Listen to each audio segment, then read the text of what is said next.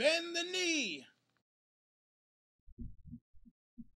Valamogolis, everybody. It's Don Willie back again with another Ice and Fire opinion. And as you can see, I am going to be talking about the Golden Lion of House Lannister, Jaime. And man, oh man, I don't know if you guys recognize this particular picture at all, but I took this one from the scene where Euron comes in season 7 and is like, got 1,000 ships and 2 good hands, and it's kind of Jaime's pissed off reaction to him being trolled by Euron. So yeah, that's what this particular picture is from. And shout out to people I got in the chat right now. Of course, Ion Trone, champion of Twitter, Sir LT Giles. Let's see who else we got. Oh, well, see, it says 9 people watching, but no one else is commenting right now, so it's all good. So good, man. Anyways, and hopefully I'm not messing up with the mic right now. I don't know, man. Audio settings on this MacBook have been kind of tricky, and even with this this Blue Yeti microphone or whatever, things have been kind of trippy. And my eye is looking like halfway closed right now. It's crazy. All right, that's better. I might have to start going back to the sunglasses.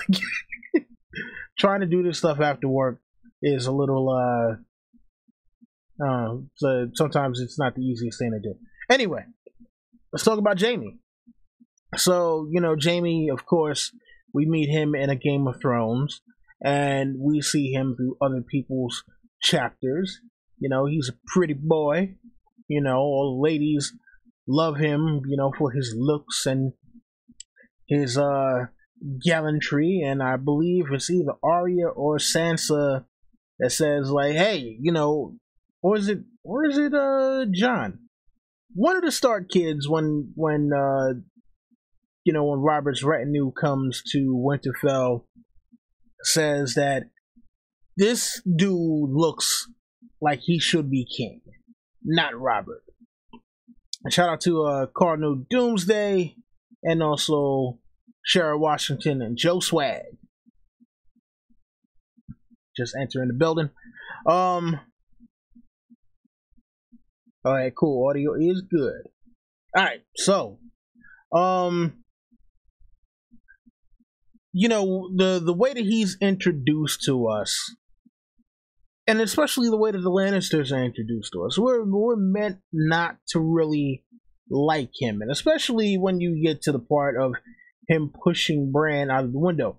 Now, for those of you who started with the books as opposed to the show, I don't know if you guys picked up on that immediately. I came in with the show, and I tell people all the time, I started the show like about 2 weeks before season 3. I mean, I binged the hell out of the show. So obviously, this set up the narrative for me that Jaime is the bad guy. He's pushing kids out of windows.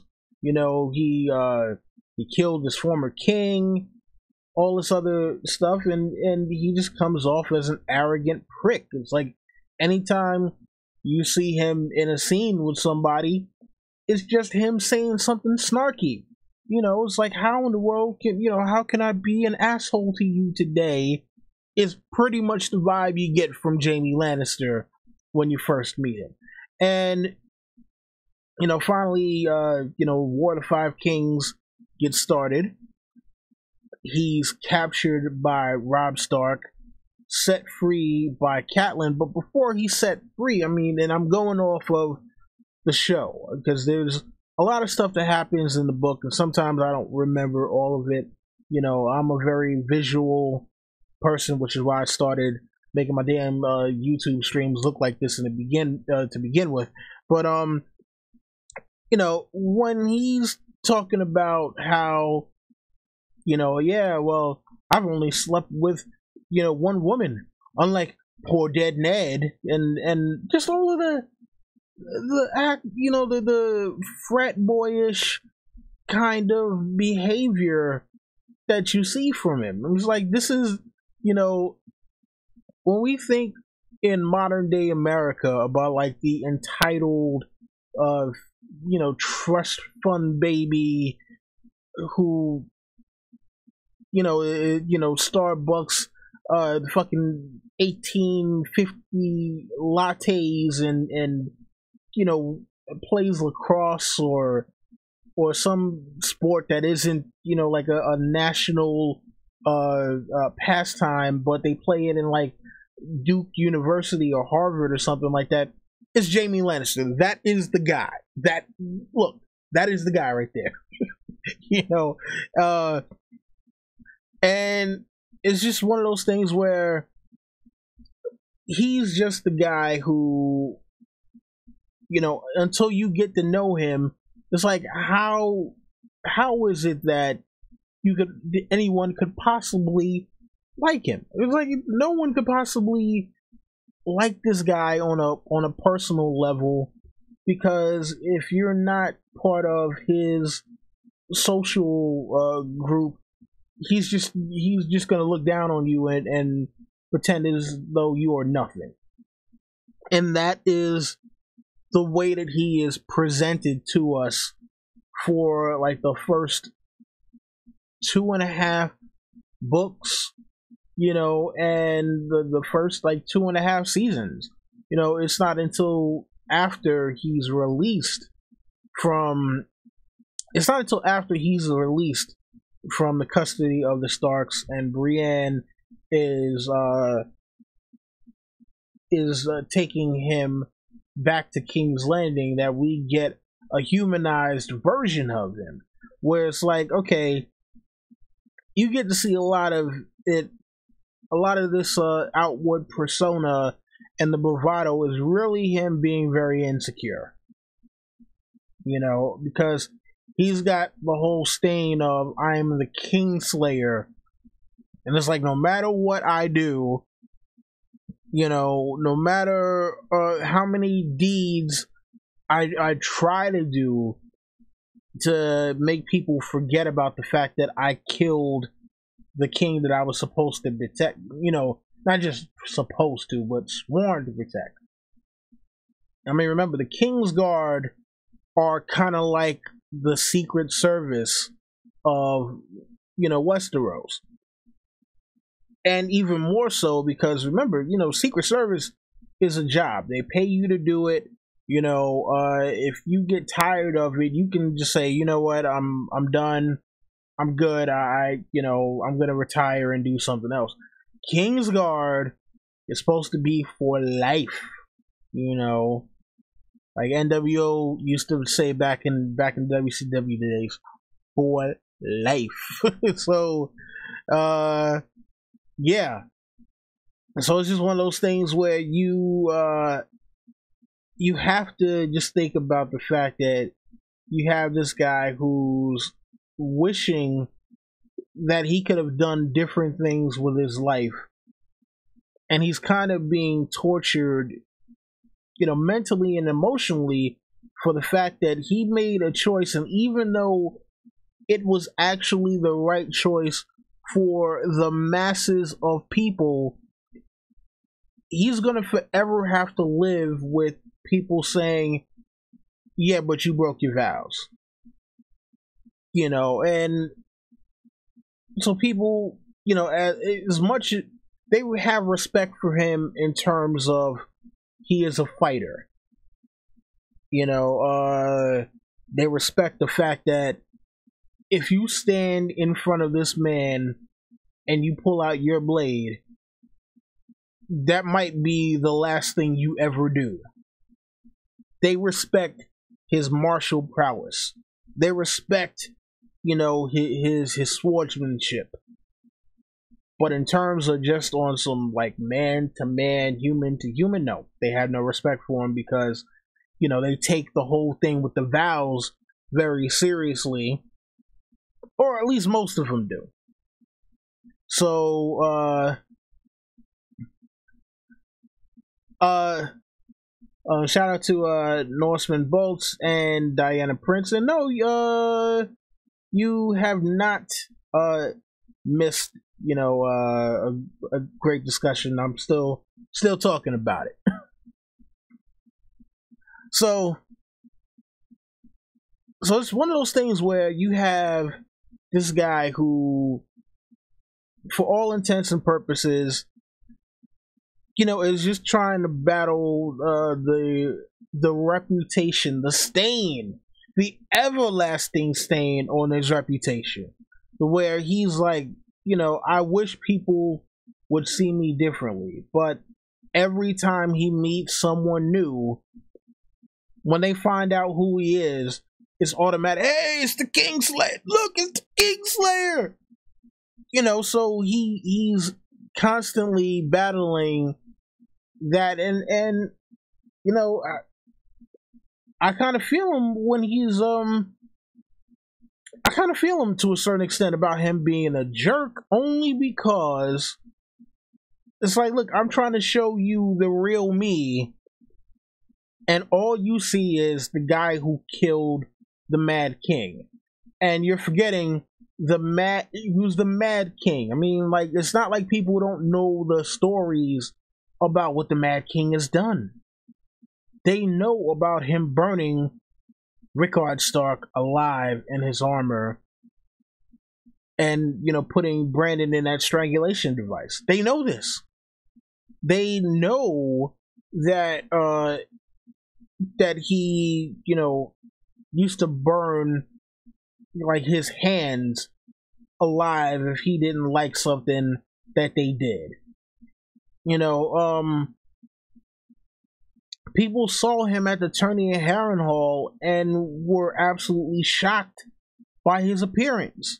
But yet, and still, the man who brought that person down, who took down a despot, is like, yeah, but you were supposed to protect him regardless. You should have died with your king, basically, or died trying to protect your king. It basically is what they're saying. It's like, nah, that dude, you, sir, you are bad man. Bad. Very bad man. And it's just like, oh, come on, man. Like, So, yes, I feel him on that end, in terms of, like, if this is the reputation, if all you see is my reputation as the Kingslayer and nothing else matters, then, what is there for me to be kind about? I mean, think about the scene with Ned in the throne room, right, in the show, where Ned kind of, like, they're having their back and forth, and he's telling Ned, like, hey, look, I kind of did a good thing, because, I mean, like, yo, look at what, he did to your father and your brother. Like, yo, that was messed up. I wasn't really down with it. And Ned was like, oh, you stood there and watched. It was like 500 people stood there and watched. So don't just try to throw it on me as if I was the only guy there and, I didn't, I could have done something and I just didn't, because I just didn't have honor. It was like, look, I killed the Mad King.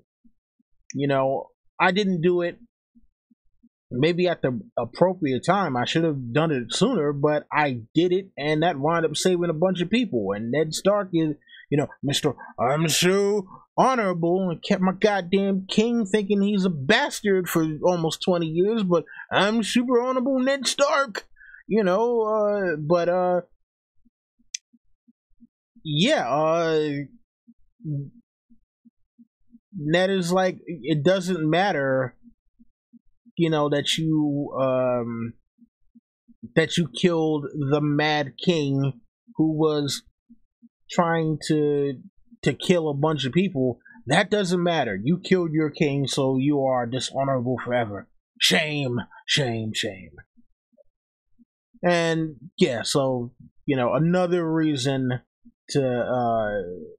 Yes, I'm throwing more shots at Ned because fuck Ned. Anyway, um,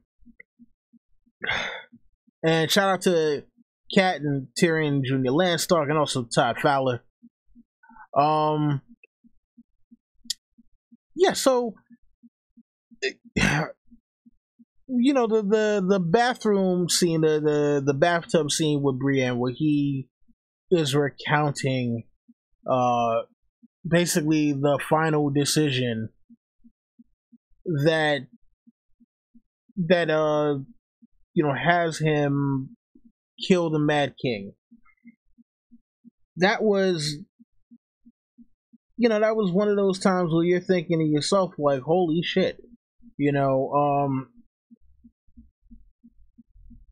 like I said, it humanized him a little more because before this, he was just the frat boy who was like, all right, well, yeah, I killed the king. The king was an asshole, and I killed him. It was like, no, the king wanted to basically burn down the entire city, and then he was talking about he was going to drink wildfire because he thought it would turn him into a dragon. Or no, sorry, he didn't think that he would drink wildfire. He thought that after the fire he would be reborn as a dragon. It was Aryan Brightflame, who was the idiot who drank wildfire thinking it would turn him into a dragon.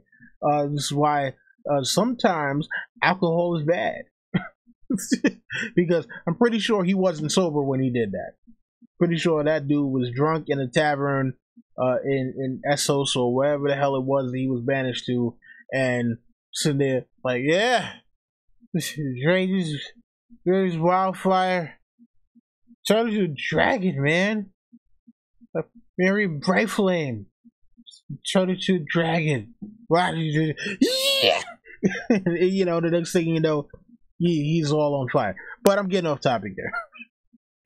All right, so now the one other big mark against him is his incest with Cersei. Now, this has been going on since he was an adolescent. And man, oh man, listen, how many men over thousands of years have been brought low because of thinking about the thing between a woman's legs. And listen, every man at some point in their life, if you're a straight man and you like women, everyone at some point in their life is going to get strung out there. Some of us are able to be like, hey, whoa, hold on, you want me to pay for what? Because what? And then you walk off. And then there's guys like Jaime, who's like, but she said she loves me. No other woman in the world. You don't understand. She came, she pulled down my pants, she sucked the whole thing, and that's Jaime. So he's caught out there like that, unfortunately. Shout out to Thomas Hayes. Hashtag bend the knee. So Jaime is one of those dudes who's caught out there. He is strung out on this one woman, and the fact that one woman is his sister is absolutely ridiculous. And then think about it, right? Because she has actually basically told him, like, yeah, I'm sleeping with other dudes. I mean, I believe Ion Trone said in the chat earlier, King cuckold or something like that. Hold on, let me see if I can find. Yeah, King cuckolder. I mean,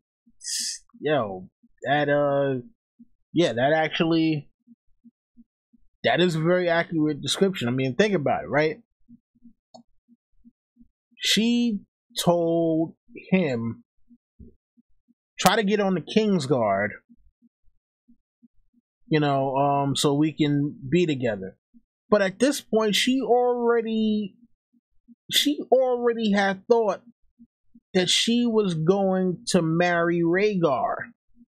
And I'm pretty sure she probably told him, like, hey, yeah, I'm gonna marry Rhaegar. But, get on the King's Guard. So this way me and you can still bang on the side. And it's like, come on, are you serious right now? The woman that you love, that supposedly loves you, telling you about sleeping with other dudes. She slept with Robert. You're already aware of this. Yes. The three bastards, the three Lannister bastards are yours. But she was still sleeping with Robert. Doing her queen duty for the realm. All that other good stuff.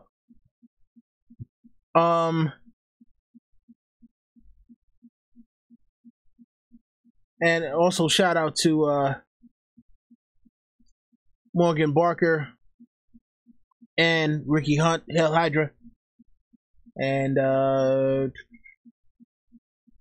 why do I not remember him trying to kill? Oh yes, no. Jaime was gonna kill Arya with the incident with Nymeria. You know what? Thank you for reminding me, because I totally forgot about that. But listen, that's just another, of course, it's another mark on his reputation, for book readers, right? I'm talking more about his general reputation when it comes to people actually in the story who know him. But also, let's think about him in terms of what we for the most part thought about him. I mean, the dude kills his cousin in an escape attempt in the show. In the books, I don't think he actually kills whatever Frey that is. That's his cousin, but he basically allows him to die. It's kind of like, all right, this dude got shot, and oh man, sorry, you dead. Sorry, bro, we out. But he does say Brienne, and he does denounce Cersei in the book. But in the show, he's right back to Cersei. Comes back, he's sleeping with her, But he does save Tyrion. But he lied to Tyrion about the whole thing with about Tysha. And in the show, he doesn't even tell her about Tysha at all. Which, whatevs. I'm not gonna sit here and nitpick about that one.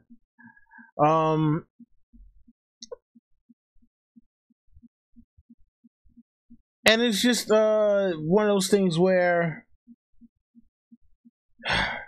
man, oh man, it's one of those things where Jaime is a very complicated character. I know some people who really still hate Jaime, but it's kind of hard to hate Jaime, because it's like, if you really dig down deep into his character, again, it's not that he's necessarily a bad person. Has he done horrible things? Yes, he has done horrible things, but I think there is a difference between people who have done horrible things versus horrible people. And yes, it's hard to differentiate, though. Especially when in the public eye, what you always hear about are the horrible things. And pardon me for one moment. I am parched. Gotta get some water.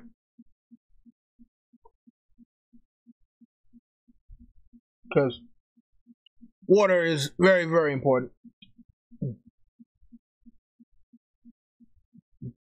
And also shout out to my man Lenny, who just entered, and also DJ Ralamogolis. Yeah, so it's one of those things where And Ricky, you're crazy. Ricky's talking about he may have killed his father. I don't think the Mad King is Jaime's father. Yo, but it would be the craziest thing in the world. I mean, even though it technically should not be possible, only because the two of them look so alike. But it would be the craziest thing if Jaime and Cersei had two different fathers and still came out looking like identical twins. Yo, that would be ridiculous. That would be absolutely ridiculous. But you know, obviously, we know the whole the what is it? We know that he. Sorry, my mind just kind of for a second there. We know about the rumors, or at least not the rumors, but the speculation from book readers that he could possibly be the Mad King's son. I don't know. I doubt it. I mean, in the way that it's twisted, it's like he could be the Mad King's son, or Tyrion could be the Mad King's son. But you know, we'll find out sooner or later with that. But let's talk about Show Jaime for a minute, because you know, since we are looking at a picture of Show Jaime over here,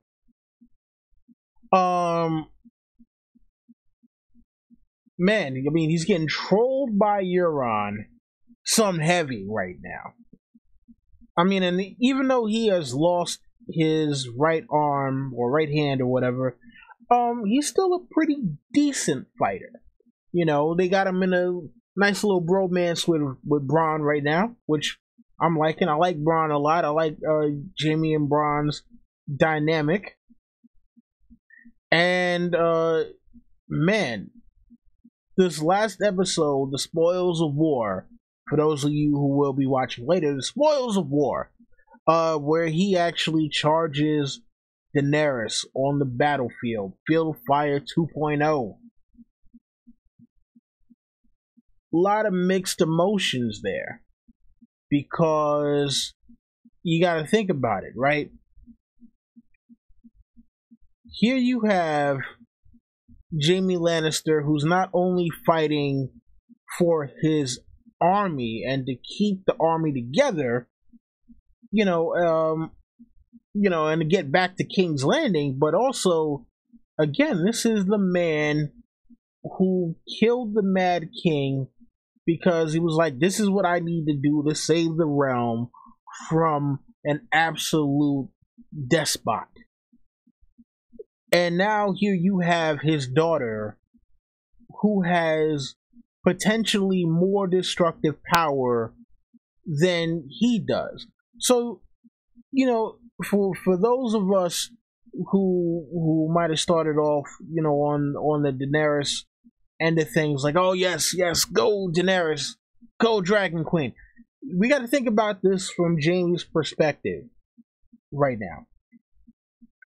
So Jaime kills the Mad King, right? This was, nearly 20 years ago, or in the show canon, probably over 20 years ago at this point. You have his daughter, who was raised in exile for all these years. She now comes back to Westeros and is like, I'm coming to retake the throne of the father who was killed by Jaime Lannister. So Jaime is probably thinking to himself, I killed her father because her father was going to burn down the city. And now here the daughter comes with a dragon. He's looking around the field. He's seeing the destruction that this one dragon is causing. And apparently she has two more, total of 3 large dragons. She's got these mercenary savages that, apparently are, great archers, great horsemen, right? And they're all headed to King's Landing. Um, yeah, I don't know about any of you, but if I'm in Jamie's place, I'm picking up that lance and I'm aiming right for her because I'm not trying to have Daenerys finish what her father started. So, in that particular instance, I feel Jamie. Now, as a show viewer, no, we don't want Jamie to kill Daenerys. You know, there are bigger issues at hand. You got White Walkers. These two, are on opposing ends. They, have a right to be on opposing ends. Jamie is well within his rights, moral obligations, whatever may have you, and just harkening back to his own personal experiences. Of course, he's thinking he's doing the right thing by charging at Daenerys with that spear, because it's like, yo, if I die here, if she gets that scorpion bolt out of that dragon and roast the rest of the army, the next thing you know, she's going to go to King's Landing and finish what Aerys Targaryen started. And think about it like this: there is still wildfire sprinkled throughout the city of King's Landing. So Daenerys comes there and starts burning anything, the entire city of King's Landing could go up in flames. So I just want you guys to think about that. Again, very complex character. I'd love to see a Jaime chapter from the Winds of Winter, because the last thing that we got out of the Winds of Winter from Jaime, for those of you who have not read the book spoiler, so I'll give you a second or two to get out of here, and then I guess I'll make an X when the spoiler is done. So X for now spoilers, and then I'll make another X when the spoilers are done. And so in is it Dance with Dragons? Yes, in A Dance with Dragons, the last thing we see of Jaime is that he's on his way to Casterly Rock with, I believe, Jane Westerling and Edmure Tully. And shout out to AU Pacmeal who just joined. And Brienne, who at this point had been captured by the Brotherhood Without Banners and Lady Stoneheart. Brienne comes up to him and is like, "Hey, I found Sansa Stark. Come with me right now if you want to get her. Come with me alone." And then, that's literally the last that we see of him. Now, I'm thinking in the book that I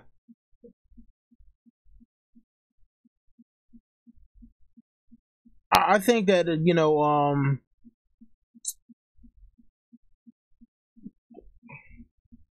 I think that what's going to wind up happening is he's going to that Brienne is going to sacrifice herself to save him, and then sooner or later he's going to get pissed off at Cersei and choke her to death, fulfilling the Valonqar prophecy.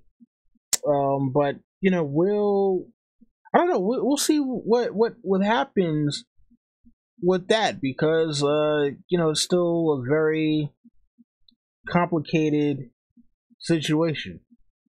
But enough about that. I mean, listen, like I said, Jaime Lannister, complicated character. All right. Book spoilers done. Book spoilers are done. All right. So,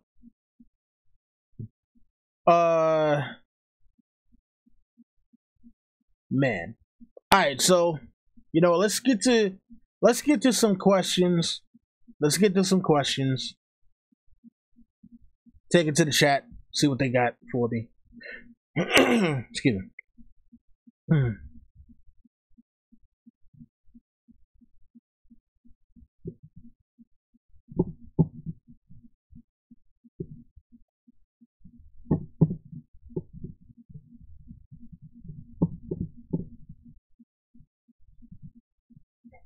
Alright, let me see if there's anything that I missed. Let's see here. DJ says, I think that is somewhat of a hypocritical point of Jaime. He should have stepped in Cersei's ass for blowing up the Sept and killing innocent people as well as causing the death of their baby. Yeah, you know what? I do agree. Like, but unfortunately,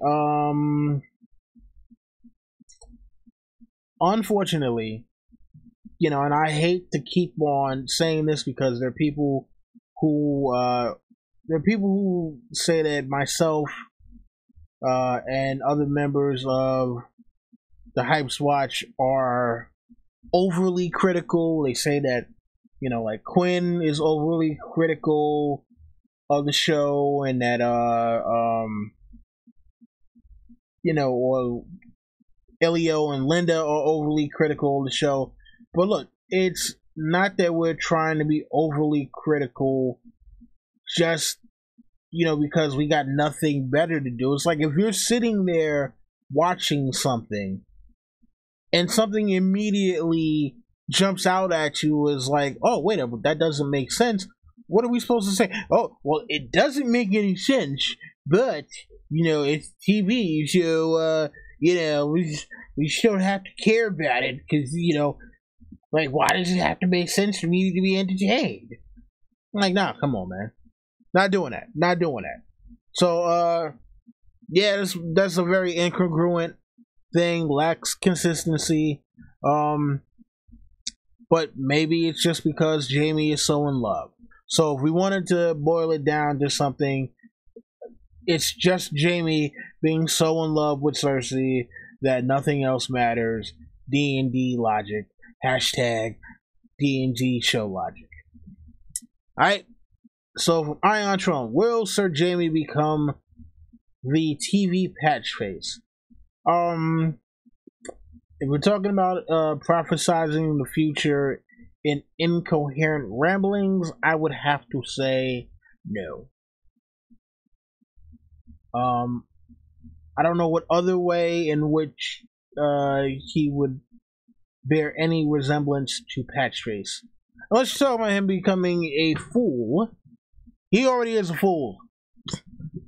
So, alright, from AU Packmule. Is Jaime the most P-whipped character in the books or ever? Yes. When you can have the woman that you love sleep with other men for years, do all sorts of terrible, horrible things, and you still, I mean, well, you know what? No, because in the books, it seems as though he's coming to his senses. In the show, not so much. Yeah, in the show, you know, he is definitely whipped, no belt involved.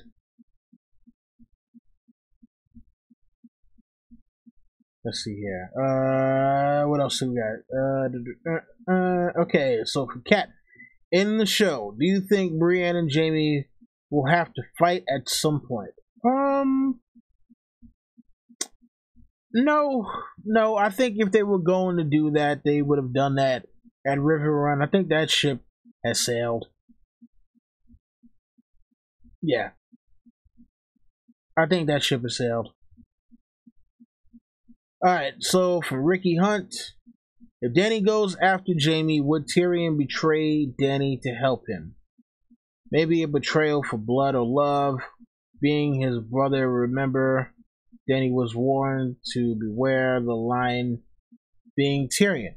Okay, well, here's the thing, right? So, in the show, she wasn't necessarily given that particular prophecy. You know, we only saw Quaithe twice, which I'm not going to do it. I'm not. All right, I'm not going to do it. We only saw Quaithe twice, and I don't believe that that was part of the prophecy that Quaithe gave. In fact, I don't think that Quaithe really gave Danny much of any kind of prophecy at all. So, but if you, all right, so I could see Tyrion letting Jaime go and saying, look, you know, if it wasn't for the fact that Jaime let me go when my father wanted to execute me for a crime I didn't commit, I wouldn't have been here to serve you in the first place. So if you want to kill me or whatever, fine, but I owed my brother for what he did for me. Or somewhere roundabouts. So if that does happen, I could see that being Jaime's justification. I mean, not Jaime's, but I could see that being Tyrion's justification to Daenerys as to why he let Jaime go. Now, whether or not Danny will accept that as a justification is a totally different story. All right, let's see here. So from Todd Fowler, how well do you see Jaime fighting in the War for the Dawn? I don't think he makes it to the War for the Dawn. I don't think he makes it there. I think Cersei winds up trying to do something so absolutely out of pocket that Jaime begins to choke her. Cersei starts stabbing him like in the side or whatever, and as you know, the last bit of blood is flowing from Jaime's side. He also, has the last bit of strength that kills Cersei. So I think that's what happens. I don't think he ever makes it to the war against the White Walkers.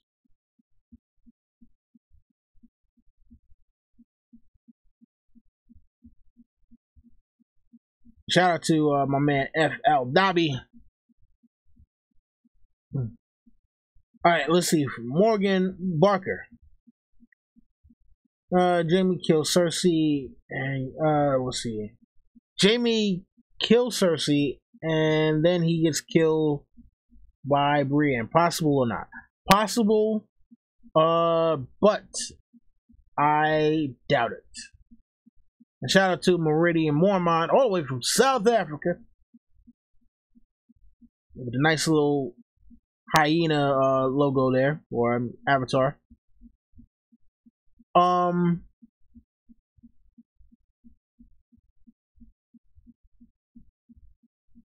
Yeah, but I mean, like, it's possible that he gets killed by Brienne, but I doubt it only because I think that we need Brienne's sacrifice in order to fully bring Jaime around in terms of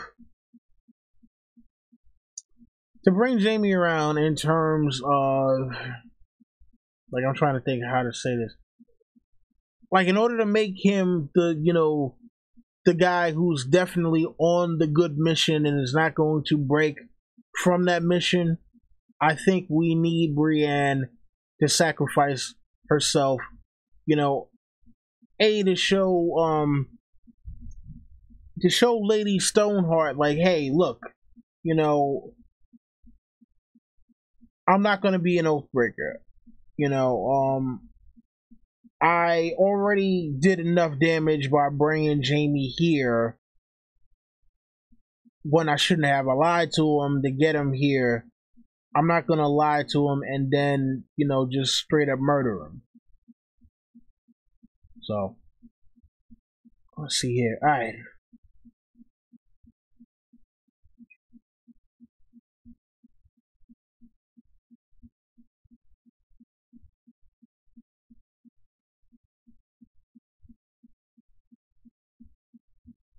Okay, so Ricky Hunt, he made a comment here. He was like that Jaime believed that Cersei didn't sleep with Robert, that he always raped her. I mean, always? Like, and see, here's the thing though, because this is how you can tell that Jaime's an idiot. If Robert, Robert had to have a bedding ceremony with Cersei to consummate the marriage, Robert believes that all three kids are his. And, it's not like they don't believe in divorce in this world. They do believe in divorce. So it's not like she couldn't have divorced him, but it's like, no, she wanted to be queen. So, I mean, the fact that Jaime can't see through the lie of her being raped, because let's be honest, Cersei saying that Robert raped her for all those years is definitely a lie. Now, it's not to say that he never raped her. I want to be clear about that one. Yes, Robert probably did get drunk and rape her from time to time. But was it always rape? No. No. No. Knowing the manipulative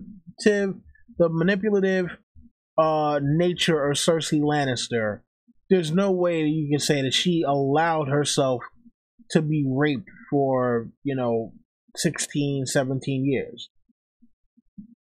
Like, knowing what we know of Cersei from the books, does it really seem to you like she would have allowed herself to be raped for all those years?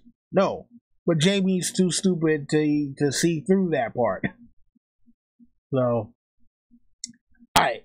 But question from Ricky here. Is Bronn ever getting his castle? Do you prefer Bronn with Jaime or Bronn with Tyrion? Bronn is going to get a castle. I do believe so. But it will be a castle on the wall. I think he's going to wind up ruling a castle at the wall.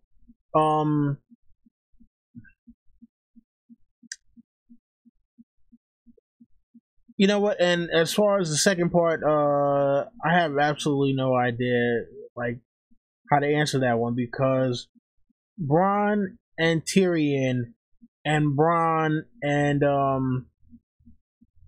Jaime are both fun for their own reasons. I mean, you got Tyrion, who is like, all right, Bronn has to save him and get him out of jams all the time because Tyrion is not a fighter.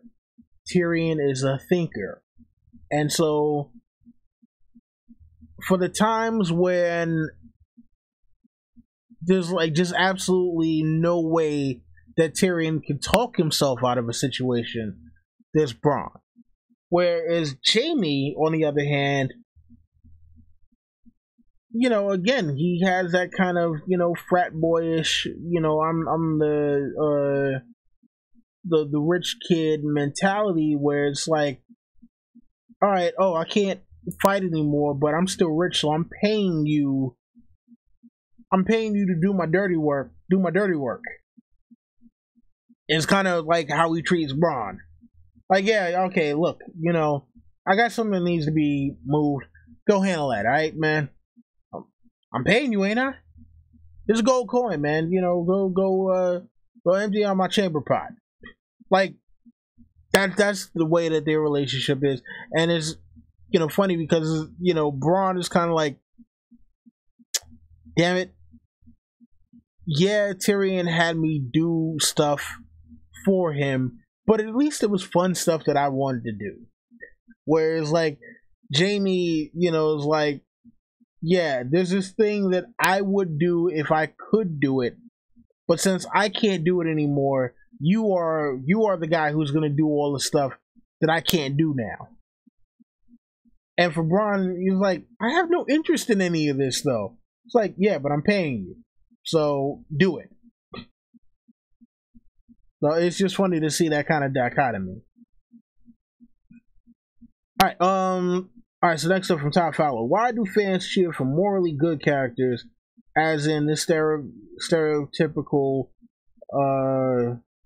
as this is, I guess he was saying, as if this is a stereotypical medieval fantasy. Fans liking Jamie more than, I mean, Daenerys more than Jamie. Okay, so basically, it's one of those things where, because of the way that the narrative was kind of shaped in the beginning, we were able to sympathize with Dany more, because when we are first introduced to Daenerys, she is the underdog. She is the person who, only has the stories of how great her family was, and she has to basically struggle through people abusing her and trying to take advantage of her because she's a girl, because her family isn't powerful like it used to be, and we've seen her build her way up, whereas Jamie started off at the top. It's like, he's the guy who's part of the Kingsguard. He's handsome, he's rich, but he's arrogant. He's an arrogant asshole. So people like Daenerys more than Jamie because of the fact that it's like, yeah, okay, now people are kind of like, look, now you're starting to sound like an entitled rich girl with the whole, oh, bend the knee here, bend the knee there all the damn time. But now it's one of those things where, you see Jamie kind of brought a little lower, and Daenerys is now on top. So, for the longest time, Dany was on her way up, and we as human beings love stories of somebody climbing their way to the top. It's not fun seeing the person who already has it all, because it's like, all right, if you already have it all, how do I relate to you? There's a reason why, if you look at like superheroes, for example, yeah, people like Superman in terms of like he can do all this stuff.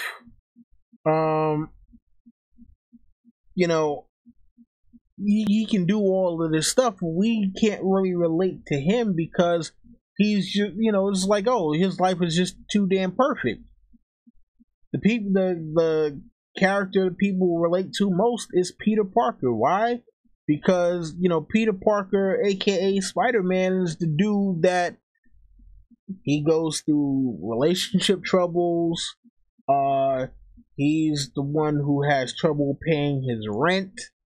He's got trouble at his job, but yet he still goes out and does all these amazing things, but he doesn't even get appreciated for it as Spider-Man a lot of times. And that is what the average person normally goes through, which is why it's like, yeah, Superman is iconic for the fact that he was like the first ever superhero. But if you ask most people who they like better as a character, they're going to say Spider-Man. And, that's kind of the dichotomy there. Jamie started off at the top, and had to be brought lower for people to identify him. Whereas Daenerys started from the bottom, and that's how we were able to identify with her and want to see her win. So it's not just the thing of, okay, well, we got nothing better to do, we just want to see her win just because. It's like, no, you've seen her struggle. You've seen her go through the bullshit, and it's like, all right, cool, we're cool on her winning. But now it's like when we see her go against someone like Jon, who we've also seen struggle and start at the bottom, now it's like, all right, you two are kind of in equal places, except one is coming to the situation. And it's kind of like, all right, well, look, I'm trying to, be on a mutual level here, and come to you and show you like, hey, we're both on the same team. Where the other one is like, same team. What the hell are you talking about? I deserve all this. I deserve everything because I went through. It's like, no, John is the person who's like, look, I'm not saying that I deserve anything because of the hardships that I went through. Where Daenerys is like, because I went through these hardships, I deserve everything. And that's the difference as to why people are kind of starting to turn on Dany right now. All right, let's see here, man. I know that was kind of long and drawn out. Oh, that's what happens with the questions a lot of times. Let's see here. Cardinal Doomsday is asking, geez, how dumb is Jaime? Jaime, again, like I said before, unfortunately, when you have a character who has mesmerized by what's between a woman's legs, every man goes through it at least once in their life. Some of us are able to break out of it. Some of us, not so much. Thinking with the wrong head, pretty much. All right, let's see here.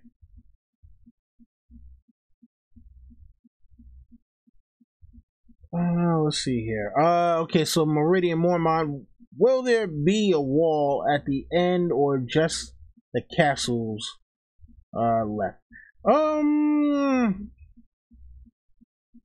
Yeah, I think the wall is coming down, but they might still have a few castles. I don't think you destroy the entire wall, all the castles that have stood there for thousands of years. Nah, I think you create a greater kingdom of Westeros.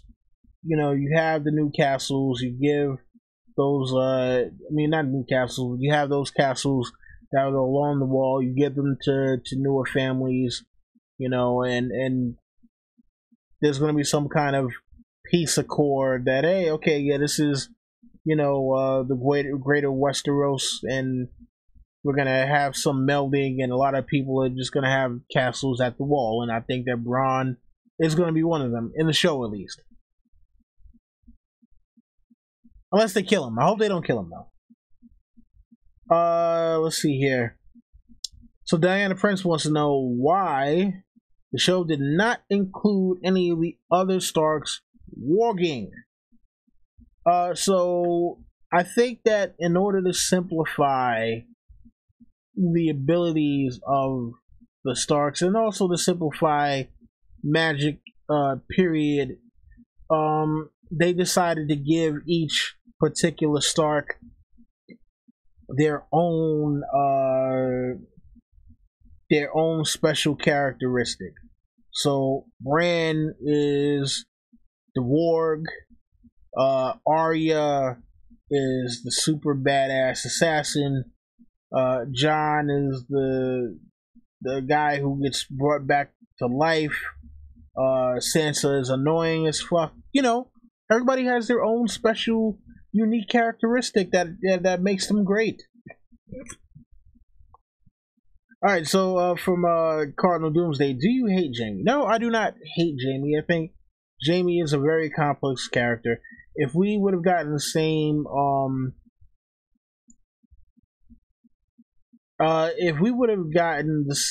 Jaime from season 1 all the way till now, then yes, I would hate Jaime. But since we've gotten to see a lot more nuanced view of him, and gotten to see that he is not a one-note character, I think it's easy to sympathize with him for moments. Not all the time, and it's like, yeah, you can't forget the fact that he, push Bran out a damn window. You can't forget the fact that he sleeps with his sister, you know, and he's an arrogant asshole, but he has moments.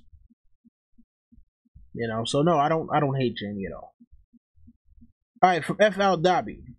How will the Jaime Brienne love story tease end?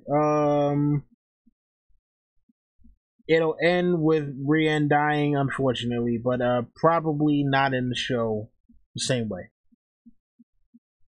Alright, so for my man Lenny Lopez, do you think Jaime is going to join Jon in fighting the White Walkers? Yeah. Yeah, I think he definitely will. You know, I think he definitely will.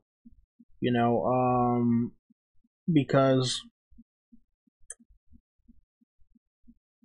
you know, Jaime is trying to do what's right for the kingdom. He's trying to.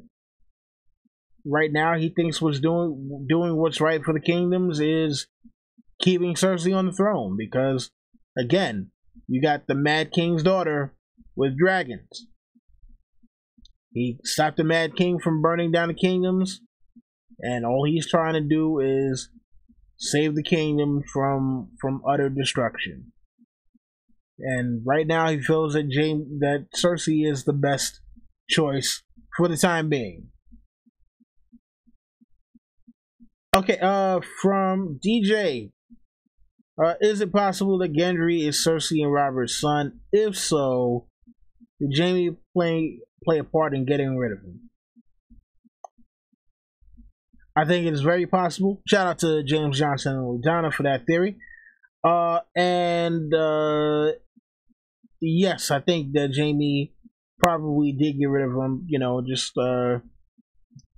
gave him away. You know, didn't kill him, because I don't think that Jaime would just go out and just murder a baby. I mean, again, yes, he did push Bran out the window, but no, I don't think he would. I don't think he would murder a child that came out of the body of Cersei, even if it was Robert's.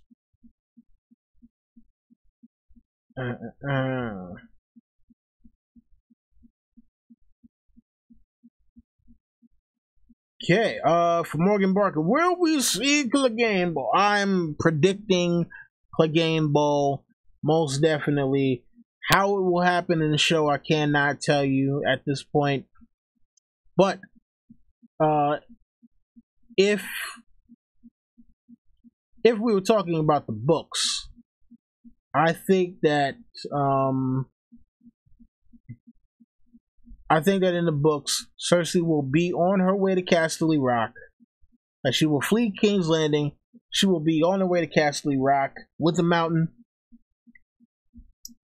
They will come across the Gravedigger, who at that point will be revealed to be the Hound. And there will be a fight. Yeah, there will be a fight at that point, which Cersei is like, I gotta get the hell out of here. Hound and the Mountain, Robert Strong in the books. Those two will fight finally, and I think that they will be the end of each other. Shout out to Jerry the Targaryen Steamboat, resident show hater. Alright, next one from R.C. Dawson. Do you think Dany will want to execute Jaime for killing her father? Yes, and because she does not know the story about him wanting to burn down everything with wildfire. Since she doesn't know the story about why her father had to die, yes, she will want to execute him for the crime of killing his rightful king.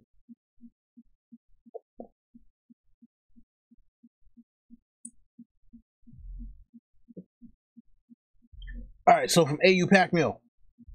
Which character is harder to cover, Jaime or Ramsay? Jaime is a little harder to cover because Jaime has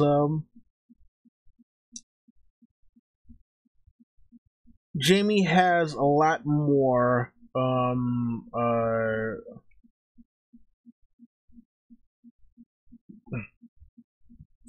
Jaime has a lot more nuance to him. You know, Ramsay is just the guy's like, how evil can I possibly be? As I twirl my mustache. You know, Ramsay doesn't have a mustache that we know of, but he's a mustache twirling villain. It's like, how can I do more fucked up shit? Now, that might not be his fault, but, you know, it is what it is.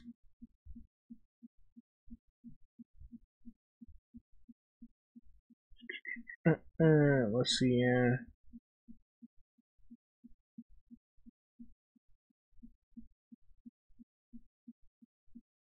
Alright, and shout out to Smoker Hannes, DJ11, and Anne Marie in the chat.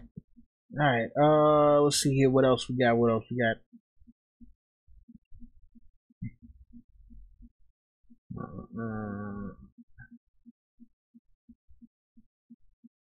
Sorry, I'm just trying to scroll through questions right now.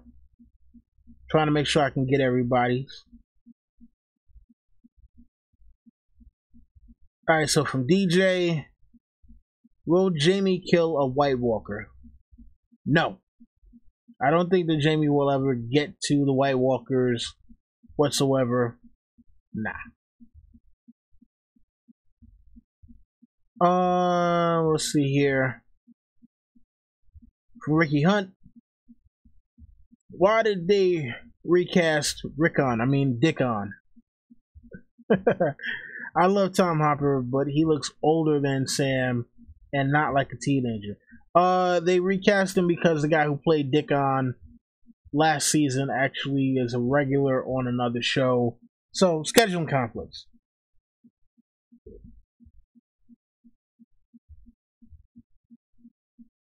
Let's see here. From Diana Prince. Can a dragon's fire possibly kill the Night King?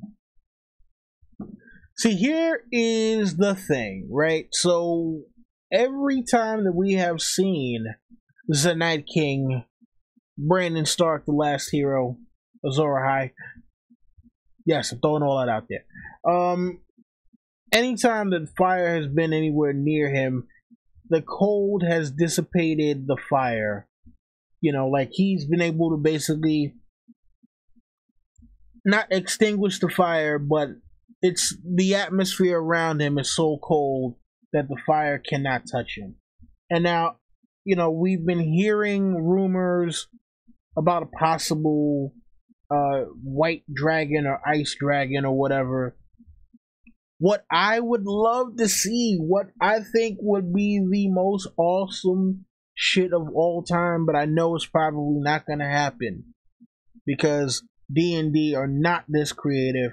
And no, I don't care what any of you D&D apologists say, they are not this creative. The dopest thing ever would be for, let's say, Viserion, right? Because everybody's expecting for John to ride Rhaegal because that's his father's name or whatever. Anyway, Viserion, you know, is on the ground, burning whites like crazy. The Night King walks up, you know, it's just the Night King and Viserion standing there. Viserion is blasting flames, blasting. Night King is just walking, and you see, like, as he's walking toward Viserion, the flames start to get, you know, dimmer and dimmer and dimmer, and it's just kind of like this almost like protective field where the Night King is just not being touched by the flame whatsoever. He finally gets up to the mouth of Viserion, touches him on the beak, and then the next thing you know, you see Viserion's eyes start to turn blue. Viserion's scales start to turn whitish blue. Boom! Ice Dragon. Imagine that one. I wish D&D could. Anyway, so next up from Smokehannes, which flashback do you think we will see in Bran's vision this season? I would hope it would be the tourney at Harrenhal, because we need that. We definitely need that to fully explain things. Or maybe Robert's Rebellion, something. But yeah, I'd love to see a tourney at Harrenhal, but I don't know if we're gonna get any flashbacks this season. It doesn't seem like it. You know.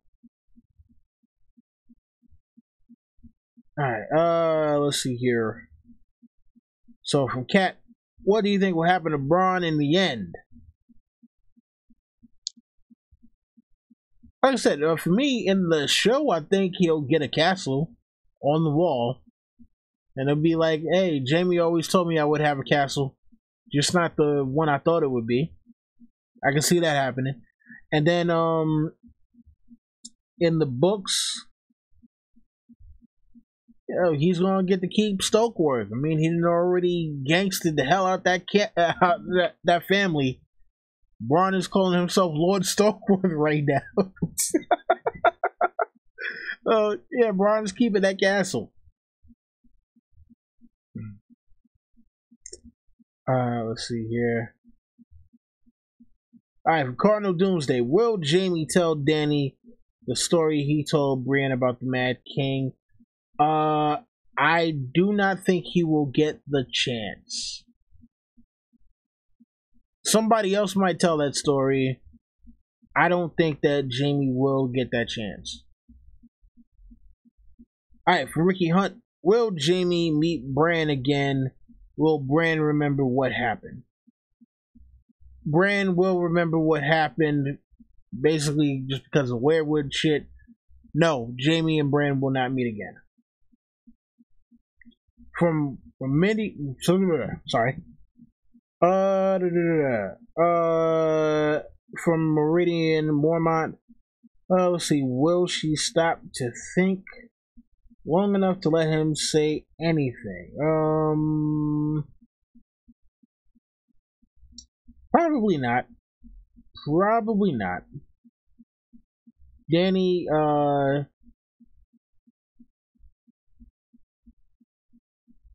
yeah, Dany is almost Mad Queen right now. You know, she's about that far from being a Mad Queen. From DJ11. What does Cersei want back? She wants back the rest of her 7 kingdoms. And you know what? I forgot who it was, but I saw someone, I don't know, it might have been GOT Academy, or somebody suggested that Cersei could send the Golden Company up north to invade. But personally, I think a better option to try to invade, take over, would be the Vale. Peter Baelish has the Vale army in the north right now, which means the Vale is unprotected, and I think it would be an absolutely brilliant move on Cersei's part to take the Vale away from Peter Baelish as punishment for him betraying the crown.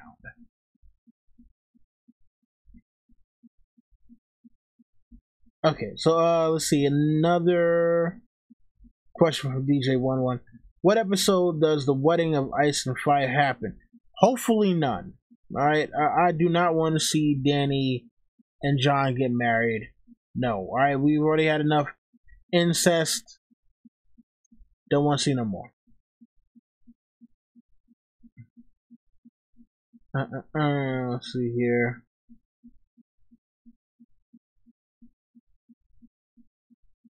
Joseph Swag says that Scorpion will be used to kill a white dragon. That is the reason why we have it. Yeah, I mean, I can see that. I can see that. Alright, from Diana Prince. What will be Theon's fate? So I'm thinking that Theon's fate will be to die saving Yara. I think that they are going to attack Euron on the high seas. They will get Yara off of Euron's boat. Theon will be the last one on Euron's boat. Yara will be grabbing for Theon's hand. Theon, come on, come on, come on. He reaches out towards her, and the next thing you know, we see a sword coming through his back, and it is, Euron who just stabbed Theon, pulls the sword out. Theon tips overboard, and that is, going to be the last of him. Tips overboard, goes into the ocean. Yara, looks in horror. Euron is laughing and says something crazy, and then that's, the end of Theon. Let's see here.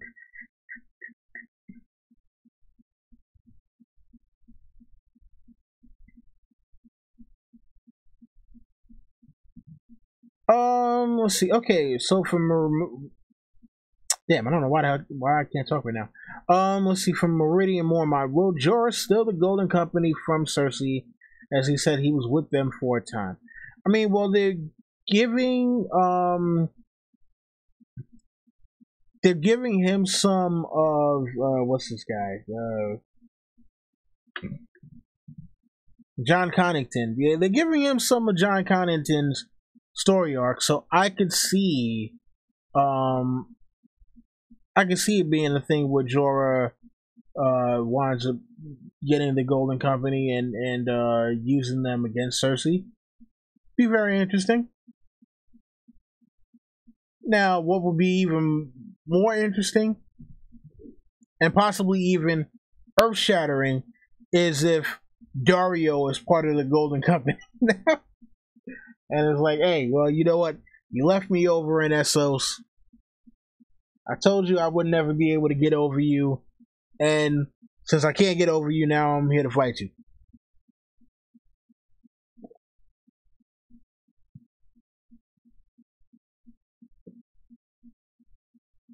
Alright, let's see here.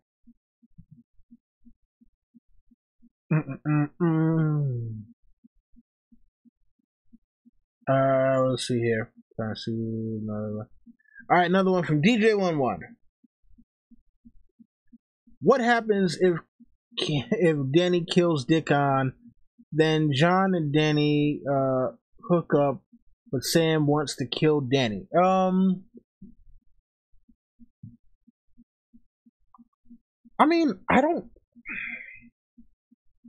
It's looking like to me that Dickon is going to wind up joining with Daenerys anyway, because what choice is he really going to have? Dickon and Randall Tarly are going to wind up joining with Daenerys.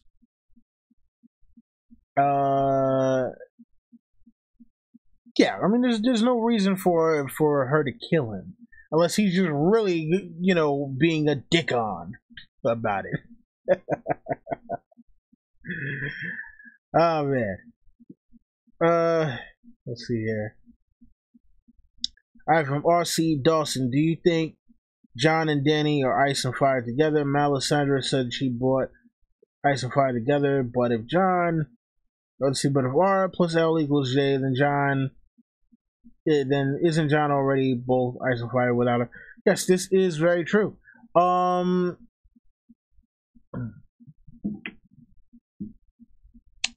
So, look, Melisandre already knows that she is all kinds of fucked up in the game when it comes to prophecies. she already knows that what she sees can't always be trusted. And I think that's why she went back to Volantis, to ask them, like, hey, how did I get this shit so wrong? Yeah, you're like, how did I get this so wrong? And once she gets her answers, then she will come back to Westeros and be killed by Arya. So, yeah, I mean, we'll have to see how that all plays out. All right, from Ricky Hunt, when Tyrion says in the books that Dany will not accept a nephew with a stronger claim to the Iron Throne than her, foreshadowing Jon, of course, is a nephew with a stronger claim.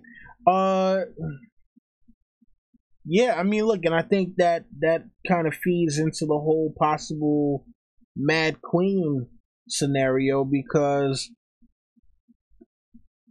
if Dany has been fighting for years and thinks she is entitled to the Iron Throne, then of course she's going to be like, well, damn it, I'm the one who had the Targaryen name to begin with. I'm the one who looks like a Targaryen, and I got dragons. No, I will not give up the throne to this, black-haired bastard. He doesn't look anything like a Targaryen. No, not to a Stark. Or whatever, Snow, whatever may have you. So, yeah, I think that this could be an issue later. Either that or it's going to be or another incest thing, which I really don't. Oh God, I really hope that doesn't. Man.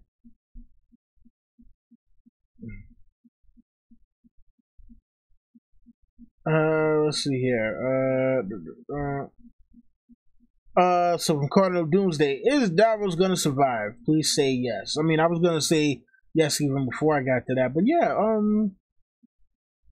Davos has lost too much to die. But it's funny though, because like they have not mentioned Davos's wife at all. Like in the show, like it's like, what wife? I mean, and to a certain extent in the books too, it's like, but at least in the books she has a couple of other sons to keep her company. In the book, I mean, in the show, I think he only had like that one son. Was it Mathis? I think that was like the one son he had, and then after Blackwater, you don't hear anything about Davos's family whatsoever. Nothing. So, yeah, I think they're gonna let him survive. Oh my God. All right, let's see. Man.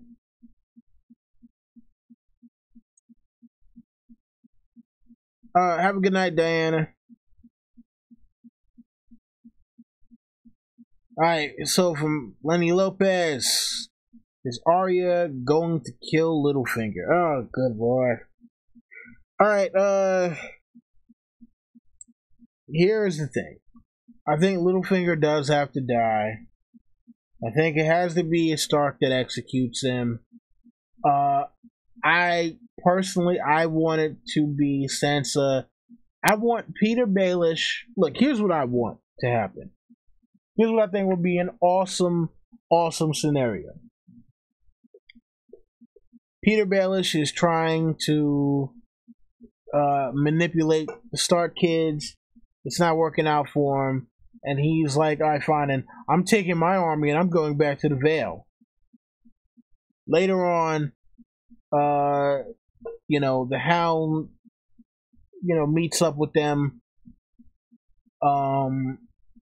Like, hey, Peter Baelish was there. He betrayed your father. Really? Okay, cool. Sansa goes back to the Vale. Doesn't necessarily divulge the information at first, but she tells Sweet Robin about what Peter Baelish did to his mom, and she sets up a chain of events where they're in the throne room at the Eyrie. The moon door is open. Sansa says something like, "I've only ever loved one man, only Ned."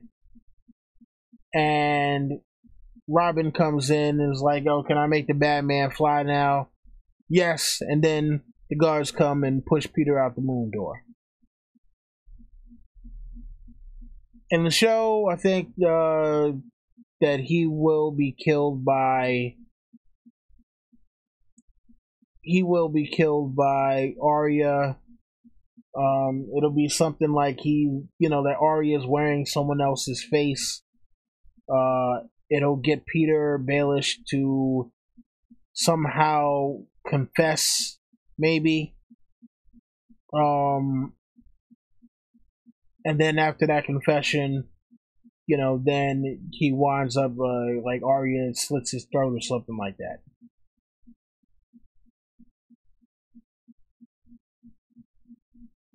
So I can see that happening.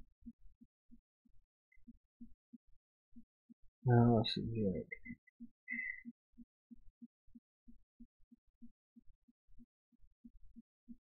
Oh, shout out to King McKay, Pickle Rick. Yeah, I just started watching um Rick and Morty like a couple of weeks ago, man.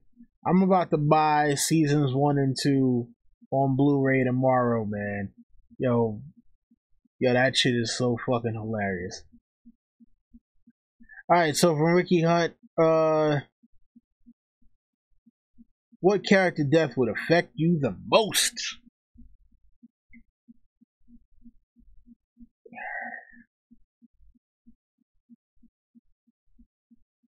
Man, this is a hard question.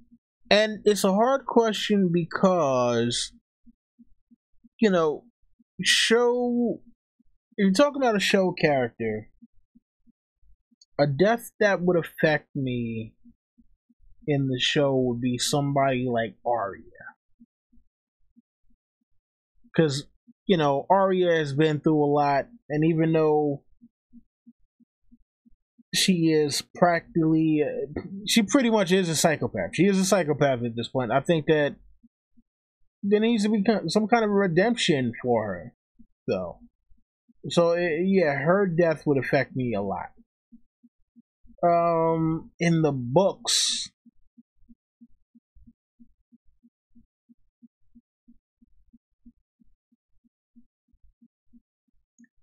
I think the death that would affect me the most would probably be Aegon. And I know people might be like, but no, he's probably a pretender, Blackfire. I mean, but you gotta think about it like this. He doesn't know that. He's going around his entire life thinking he's the real Aegon Targaryen, and acting as such and trying to do things as such. So to find out, that you are an imposter, like, yo, I'm not the real dude. I'm a pretend dude from a bastard line. Like, nah, it like, yeah, that would be kind of like, I think he's going to die, and I think that's gonna be kind of heartbreaking because like, for him to be used as a pawn for his entire life, for what he thinks are the right reasons. I mean, that would just be like really fucked up, man. Like, so yeah, like, I know people will probably expect me to say main character now, but I was Aegon because the elaborate deception that he's taking part in, that he had no knowledge that he was taking part in. Like, that shit is fucking tragic, man. Shot the ball. He's like, do you think Jaime will ever catch up with his redemption like the books? Uh, yeah, I think he's going to sooner or later. He's gonna have to. You know, I think they're setting up. They're setting up, you know, to where he's going to eventually be forced to turn on Cersei because Cersei is just going to be too far out there.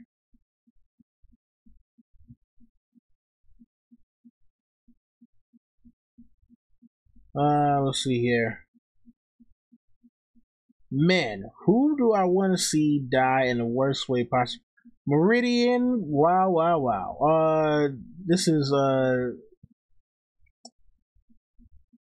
crazy one. Okay, who do I want to see die in the worst way possible, and what would it be?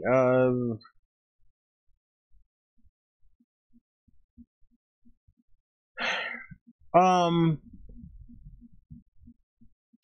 if you're talking about the show, it would have to be Cersei right now, because yeah, you know, Euron, because Book Euron is a beast and a half,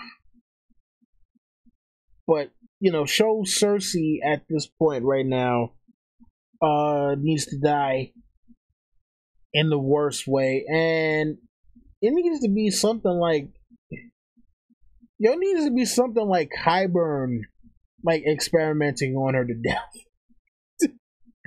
Because you know Qyburn's experiments are all kinds of fucked up. So Qyburn experimenting on Cersei and her dying as a result of those experiments. That would be the thing I would want to see for the show. For the books,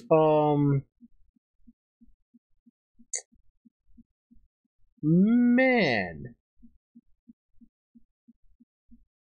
for the books.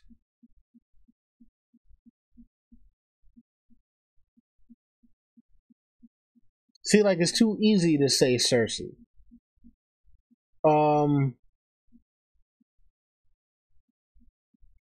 Yo, for the books, I mean, like, cause Ramsay, man, Ramsay is still around in the books, and Ramsay is still super foul. Is he more foul than Euron? Is the question.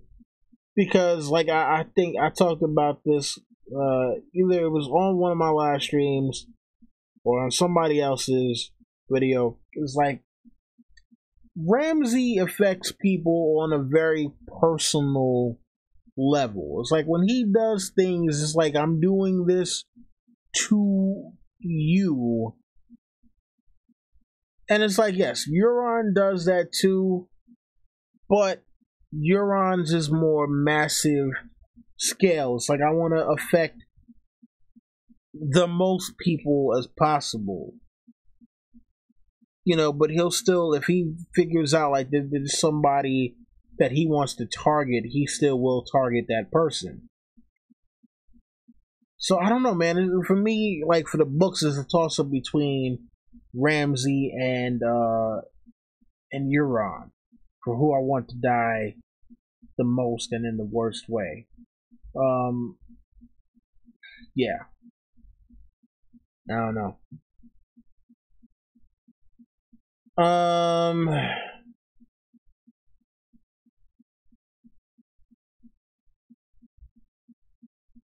let's see. All right, from RC Dawson. Do you think killing the Night King will kill all the other White Walkers and Whites? Seems like a large army will just give the Night King more and more Whites. Maybe a small group to assassinate him.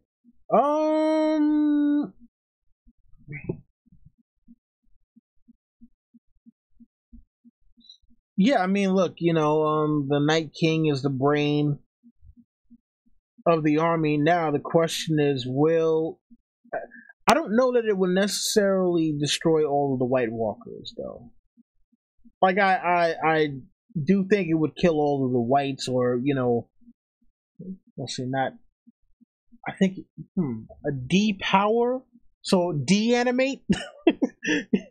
See, because the whites were humans that were already animated, they've been reanimated, so I guess he would de-animate the whites if you killed the Night King. So yeah, but I think the other White Walkers probably just wouldn't be able to make new White Walkers and wouldn't be able to raise new whites. But I think it would be a thing of, okay, you killed the Night King, it's a wrap, the war is over now. So yeah, maybe someone to go and assassinate him might be a better deal than try and send an entire army to fight. That just probably just wouldn't work out. All right, so from Cat, Melisandre mentioned to Varys that she will die in Westeros and he will too. How do you think they'll die?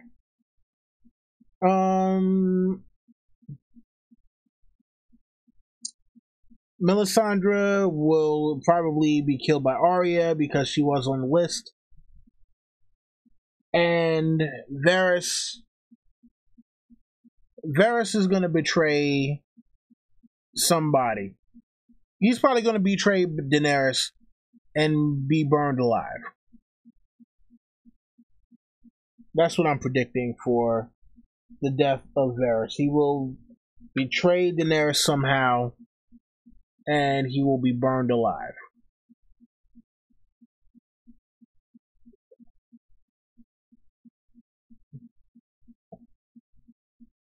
And unfortunately for him, I think he actually will try to make it seem or give excuses like, no, your Grace, I didn't mean to, and then you don't understand. And the next thing you know, Dracarys. Alright, so from DJ11, what were Varys and Illyrio planning when Arya saw them in season 1? They were planning Daenerys' invasion, I guess. Or not Daenerys', but Viserys' invasion. I don't know. It's hard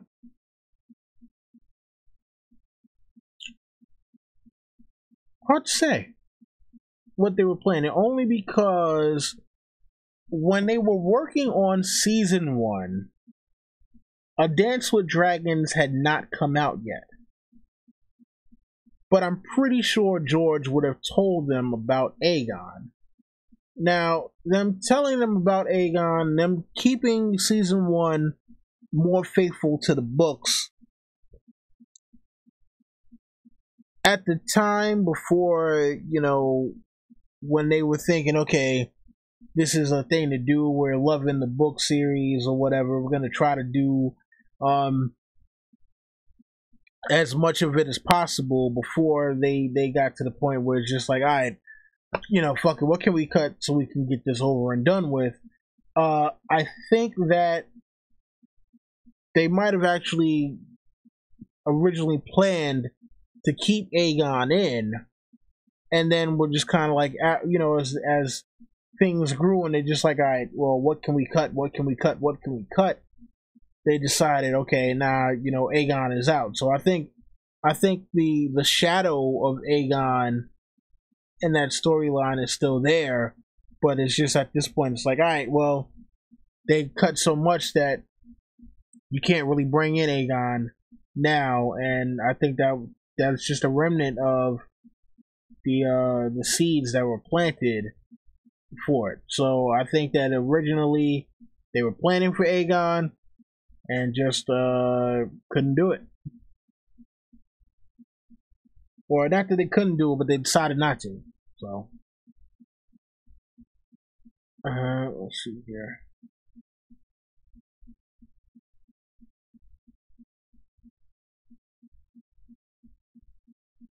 Ricky Gregor's already dead. I'd love to know what's up with the White Walker babies. Yeah, I'd love to know what's up with the White Walker babies. Like, one thing I would love to see is the White Walker culture. Yeah, I would love to see the White Walker culture. that would be yeah, that would be awesome. You know, I don't think we're ever gonna get that for the show. I think the closest that we got to what would be the White Walker culture was Bran's vision when they're standing in front of the tree in what is now the lands of always winter. I think that is yeah, I think that's what's gonna that's the most like them taking the babies, turning them into White Walkers, like Craster's kid turning into a White Walker, and them standing in front of the tree in front of the lands of always winter is probably going to be the most we'll get to see of an actual White Walker culture. They already said that they are not going to have them speak. They said, nope, not doing it. So, you know, ancient Brandon Stark will be silent, doing nothing but hand gestures and, you know, making eyes at whoever. And that's gonna be it for that. Let's see here. Alright, so A.U. Packmill. Why do you think Cersei doesn't marry Jaime? Please don't say for Euron ships. Can't be that easy. Cersei doesn't marry Jaime because she doesn't care. You know, I mean, look, she cares about public perception to a certain extent, but at the same point,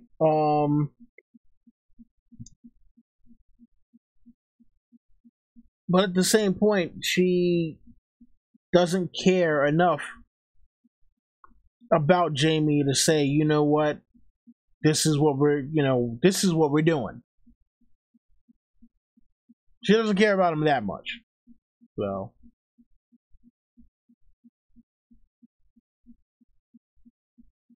I mean, yeah, Euron ships are not that important to where Cersei wouldn't marry Jaime, but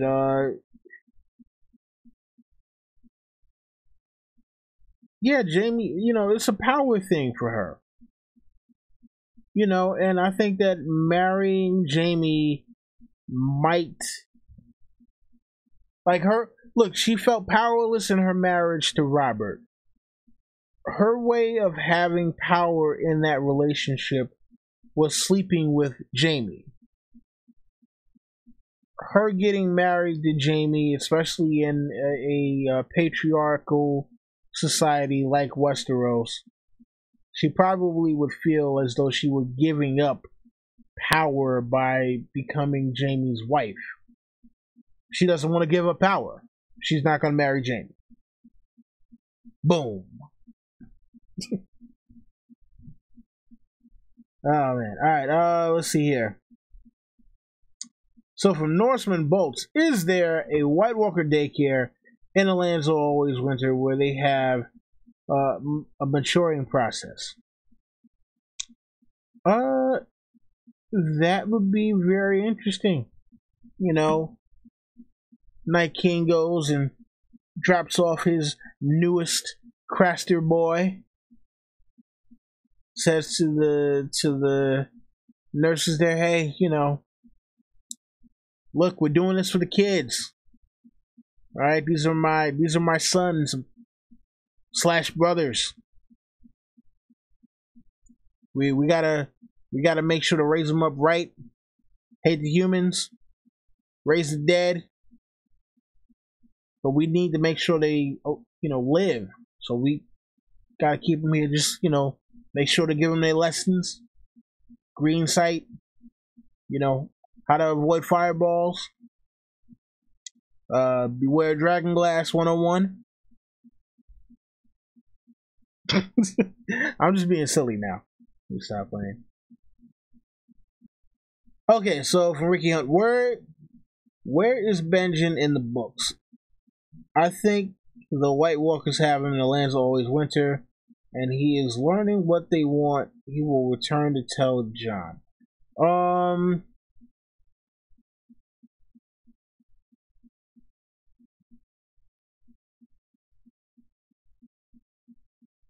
Huh. Well, we already know that Benjen is not cold hands in the books. George put it in the liner notes, unless he was just straight up lying. But remember, they do say that uh, that he was killed long ago. Um,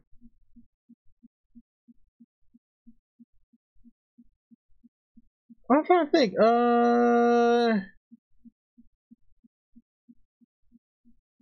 Hmm.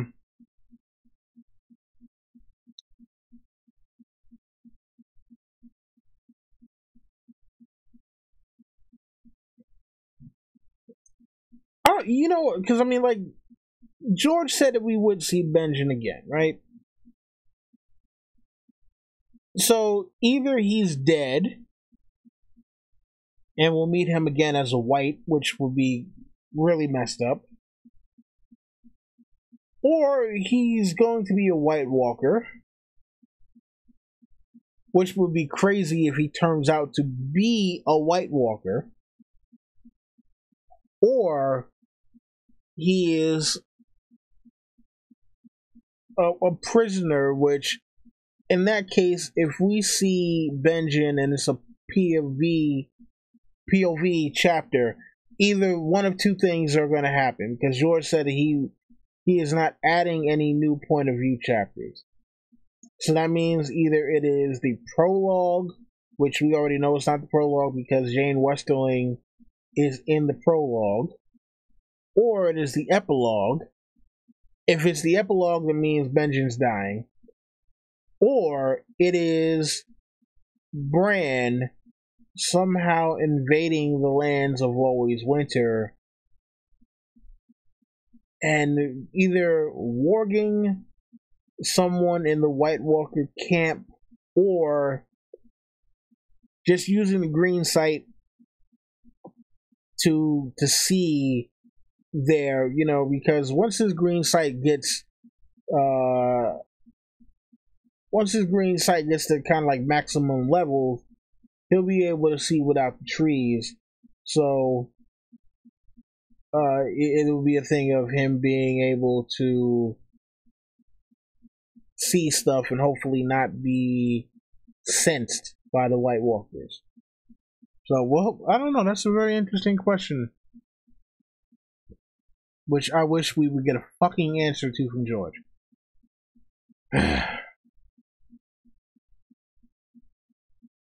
Alright, I'm gonna take a couple more questions and I'm gonna call it a wrap because it's been almost 2 hours, which I actually did not anticipate. Alright, so from Ricky Hunt, king of the questions. Do you think the story will end with a pact between the humans and the White Walkers?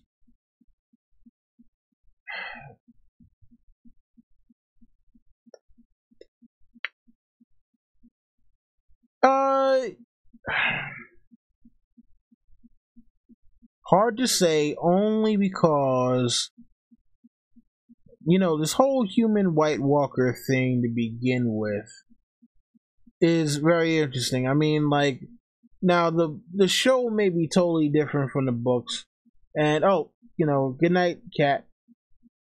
Wish you could stay longer.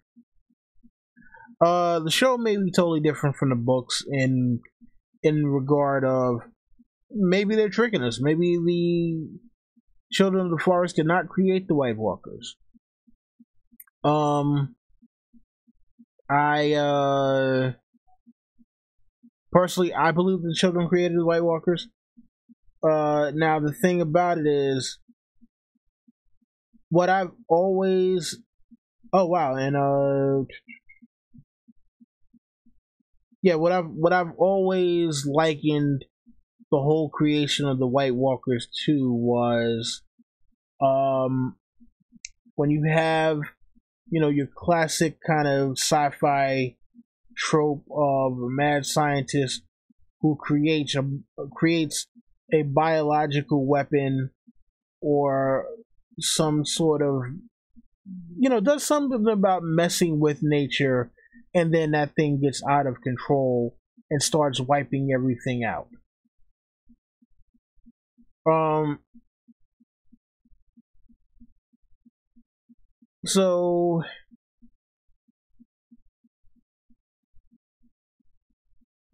the question is, can the White Walkers be reasoned with then to make a pact? Now, obviously, they do have some sort of cognitive, higher brain functions, because they can, they can.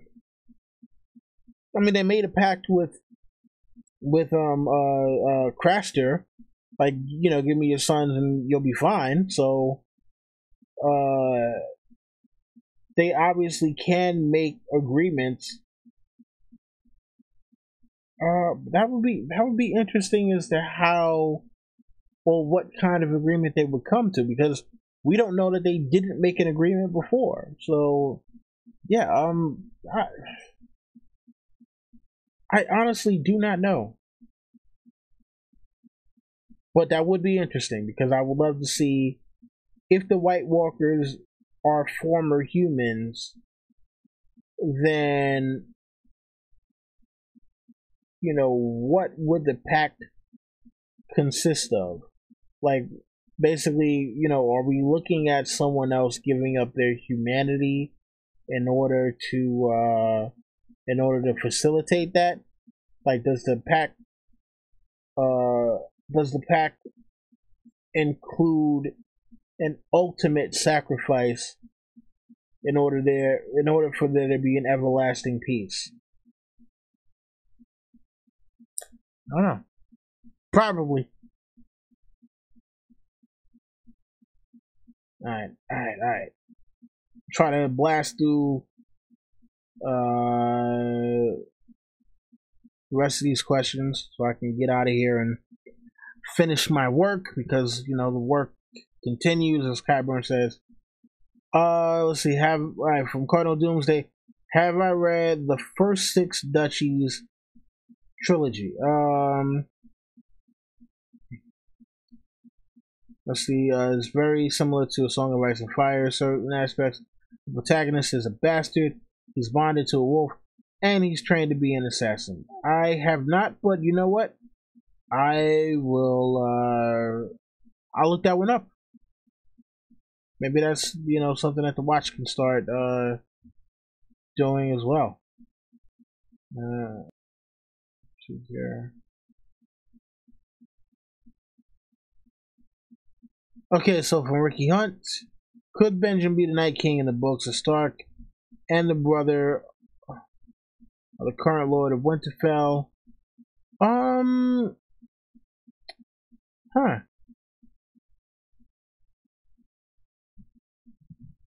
Well, see, here's the thing, right? Because I think that the whole Bran Builder story is not only the story of Bran building the wall, but I think it's also the story of the last hero and the Night's King from the books. Because if you think about it like this, it said the last last hero had 12 companions, which will make him lucky number 13, right? Sorry, I don't even know why the hell I'm doing that. Yeah, we'll make, the last hero lucky number 13. So, the last hero and his companions were the original Night's Watch. So, peep me out here, right?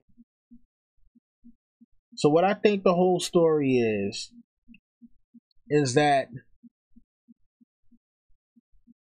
the last hero was Brandon Stark.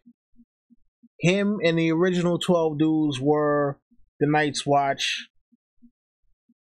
They built up the Night Fort along the wall, And at some point, Brandon is like, I'm gonna stay on the wall. He gives the the kingdom of Winterfell in the north to his son. His son is also named Brandon, and once he finds out like that his father has kind of betrayed the vows, then him and Jorabun come and like Brandon becomes the Night's King after he already gave his son the title of like the King of Winter or whatever. And the younger Brandon is like, yo, nope, nope, nope. It's not how the rules work. You told me about the Night's Watch. You guys established this or whatever. You can't go back now and try to reclaim being king anymore. And then he winds up killing his father. So I think that the tale just kind of got split into different parts, and I think it's all one actual tale. So, let's see here. But that would be interesting if Benjen actually became like the Night's King in the books, though. Be very interesting. All right, so from F.L. Dobby, are we going to see Jack and Hagar in the show again? Unless there is a reason for someone to contact the Faceless Man for a contract, no.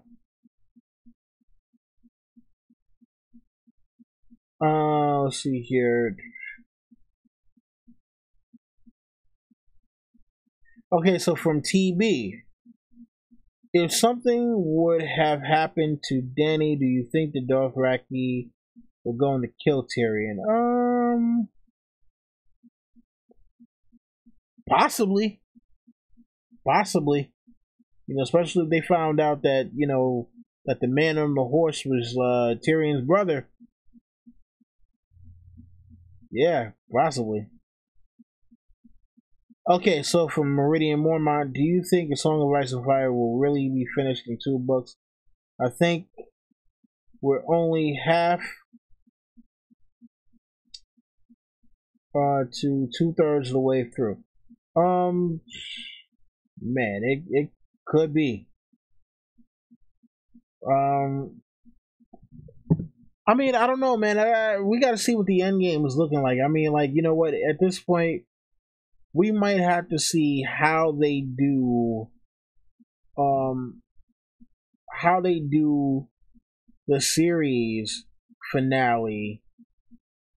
How they do this final season to see whether or not it could be wrapped up in another couple of books, because it's just so hard to tell.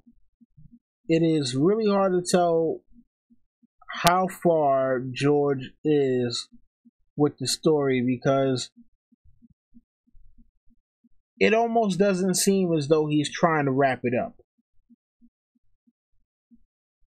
Like especially with the introduction of Euron, the plot with Aegon, it looks more as though he is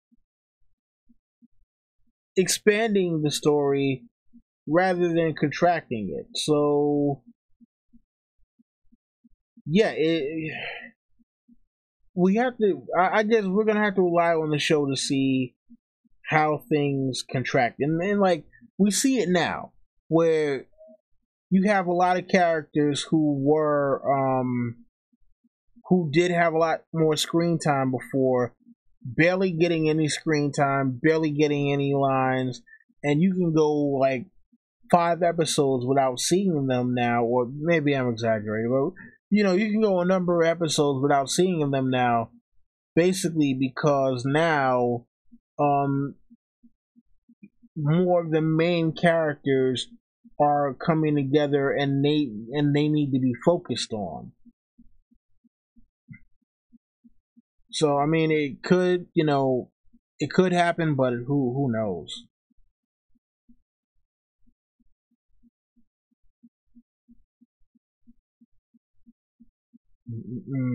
Okay. All right. So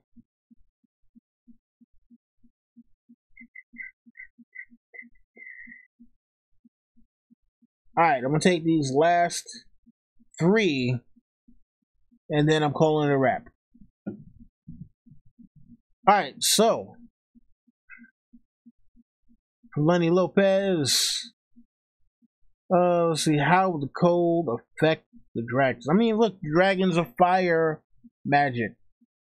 You know, if you put them in a place where the cold is dominant, you know, I mean, remember, they are physical creatures, right? You put almost anything in a cold environment is going to affect how they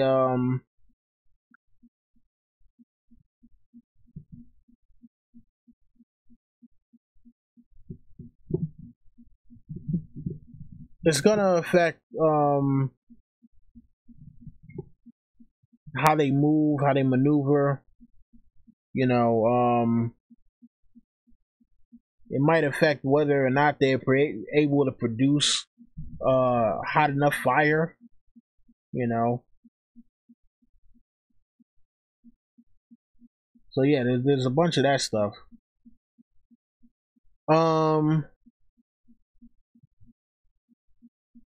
Let's see what else.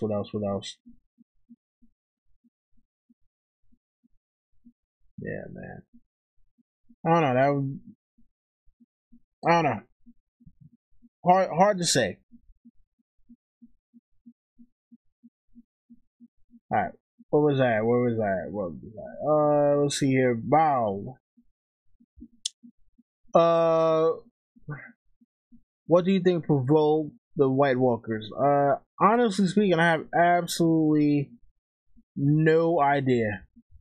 No idea whatsoever. And we're not really given any clues. I mean, you know, the big speculation is that humans have, like, that there was a treaty that ended the last long night, and that somehow humans have violated that treaty.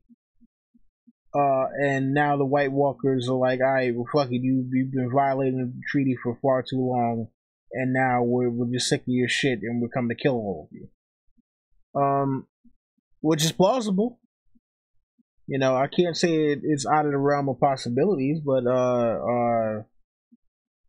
you know, we have absolutely we haven't been given any clues as to, like, you know, the exact reason why. So yeah, you know, that's the speculation I've been hearing for a while, so that's the one I'm gonna have to roll with for the time being.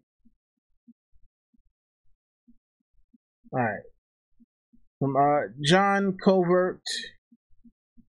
Will Jaime have a rebirth of sorts after being pulled from the water, similar to what he went through with his hot bath character rebirth from earlier seasons?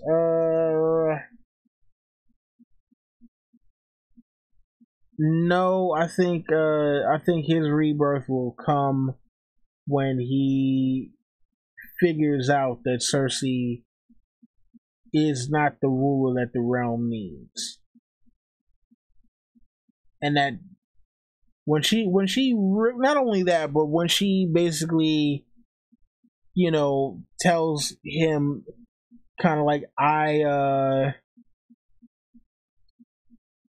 don't love you, like, I've never really loved you, you've been a pawn this whole time, etc., etc. I think that's when it'll be a thing of, like, that'll be his rebirth.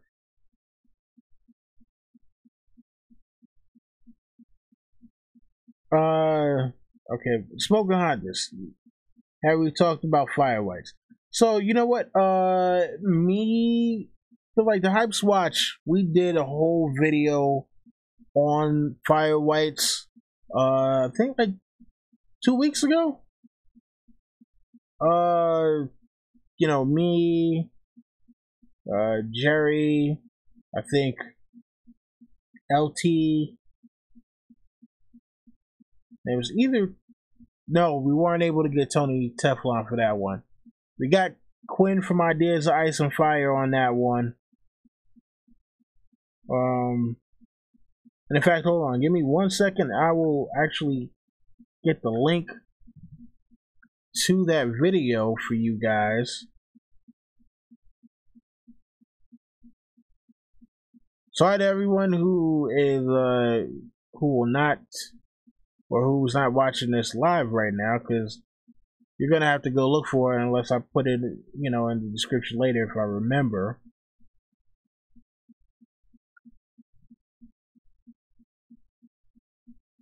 Let's see here.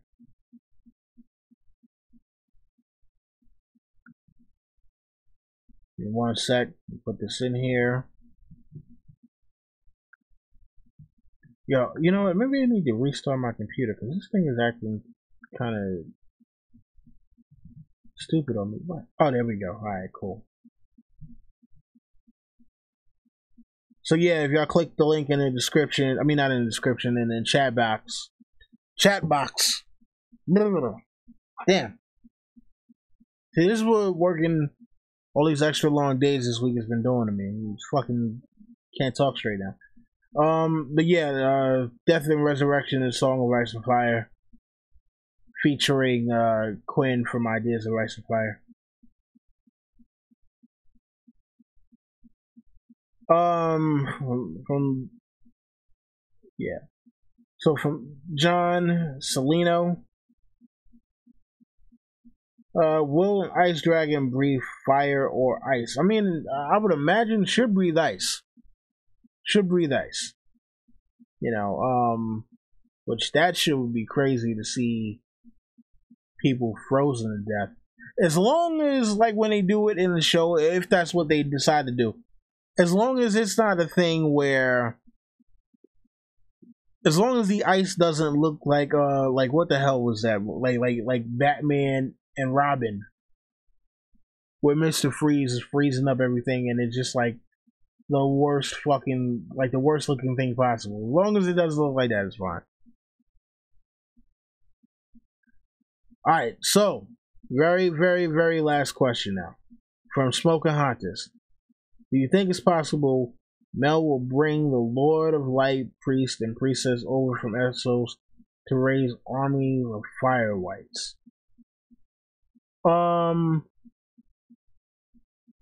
Man.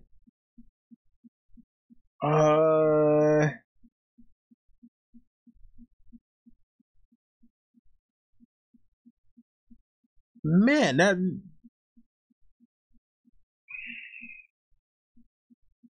that would be interesting.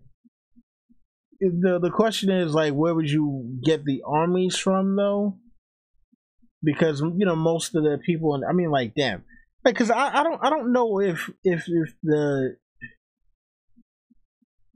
I mean, I don't know how the Seven Kingdoms would react to, like, graveyards full of people suddenly rising from the dead. I mean, even though it's supposed to be to fight for the living, that, man. And then the fire white magic is a little different too, because, you know, the fire whites are a little more sentient. They, you know, they seem to retain more of themselves as opposed to just being straight up thralls. So it would be I don't know, it's a little difficult to say right there. That's a great question, but yeah, wow, it's yeah, crazy question. But yeah, I am going to call it a wrap for tonight. It's over 2 hours, way more than I was expecting.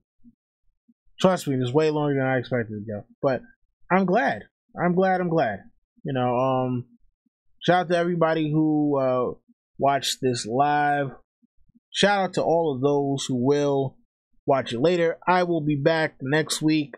Of course, same bat time, same bat channel with another one of these. And I'm gonna go through some of the older comments because, like, later on I started seeing comments like, "Hey, I left such and such that I wanted to see, and you didn't pick up that one. So, you know, my bad." You know, look, I've been, you know, it's funny because recently I've been getting flooded. I guess YouTube is promoting one particular video of mine now, and that is the case against Dan and Dave. Yeah, and that's the, like, I don't know why they're promoting that particular video. Like, I remember checking it a few weeks ago. I think it had like 9,000 views, and I'm gonna go check it right now just because I want to see where it's at. Because when I checked it earlier today, like I checked it a couple of days ago, and I think it said like 10,000, and then like a day or two later it was like 11,000, and last count it was like 13,000 and some change or something like that.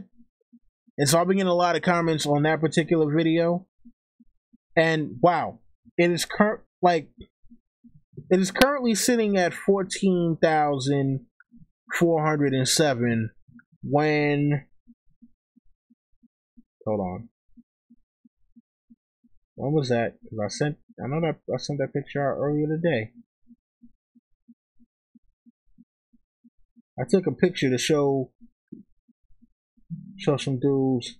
So at 9:35 this morning, it was like 13,000 and something, and I got another 1,000 views on that one today, and I have absolutely no idea why.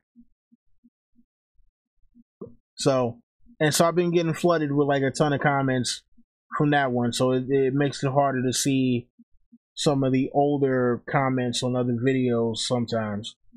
But I will definitely try to acknowledge and do suggestions that you guys have already left.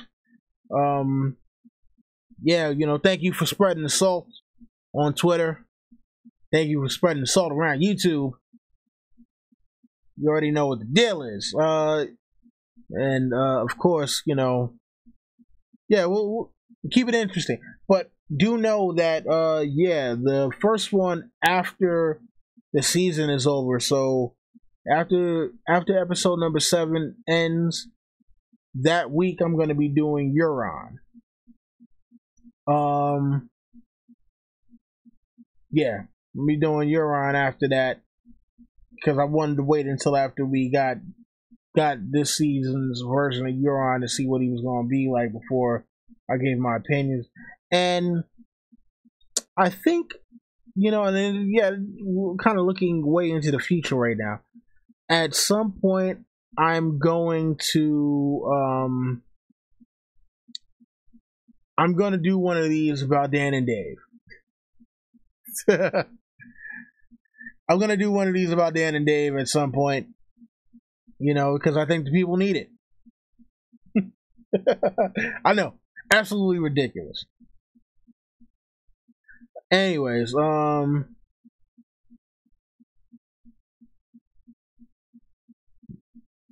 don't know if I'm the best at this, Mr. Al Dabi, but I try. I do try. Anyway, look, like I said, before I start the super rambling and people start coming rapidly thumbs down the video or something like that. Again, shout out to everybody who's been here tonight. Shout out to everybody who will be here later on. Thank you. This is very humbling that you guys stuck with me for all this time. And I will be back next week for another one. So you already know the deal. Rate, comment, subscribe, share. Tell your friends to come back for more. That has been my time. And this is Don Willie dabbing on them and saying, Vala Doharis.